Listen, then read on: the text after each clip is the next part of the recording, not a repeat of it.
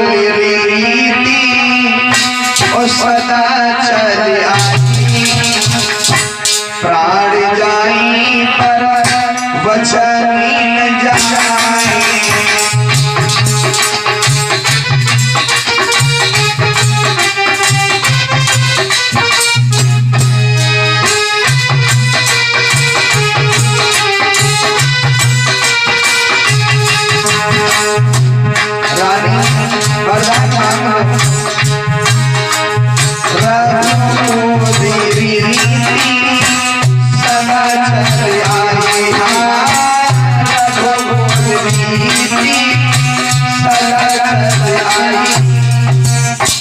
प्राण जाई पर वचन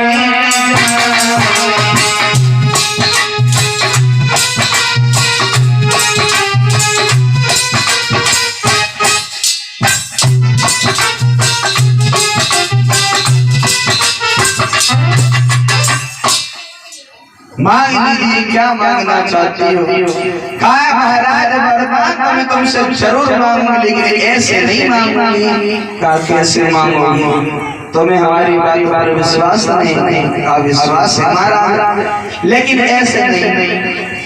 एक तो दिल के अंदर से भावना ये निकली, खैर छोड़ो कोई बात नहीं, लेकिन नहीं, उसी मंथरा की बात याद आ गई कि कई के हृदय में रानी पिघलना बिल्कुल भी नहीं, चाहे कुछ भी हो जाए।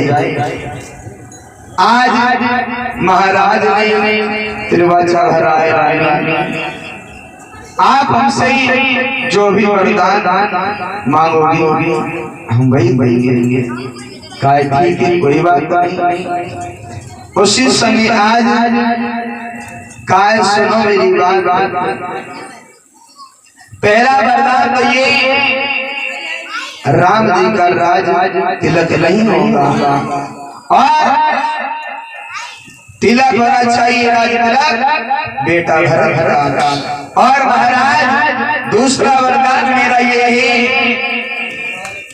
राम को 14 साल का वनवास होना चाहिए।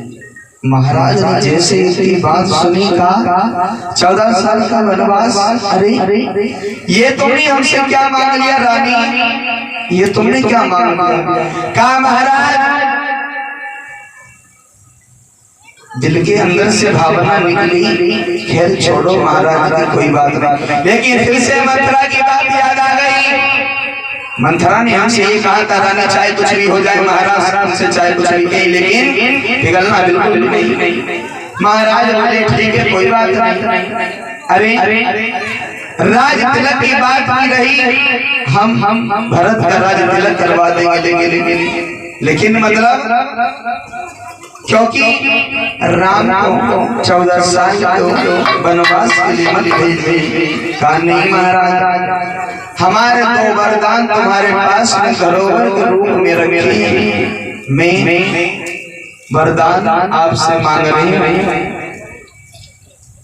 उसी समय आज जिस समय महाराज दशरथ ने देवताओं की सहायता करके राक्षसों से युद्ध कर रहे थे, युद्ध करते करते जब रथ का धूरा निकल गया था, तो कैकेयी ने अपनी पतिव्रता के तेज से अपनी अंगुली लगा दी थी। युद्ध पर जब विजय प्राप्त हुई थी, तो महाराज दशरथ कहने लगे कैकेयी तुम हमसे कोई वरदान मांग लो, हम तुमसे बड़े प्रसन्न हैं। तो आज वही धरोहर के रूप में वरदान मांग रही कैकेयी महाराज दशरथ से। महाराज सुनो मेरी बात,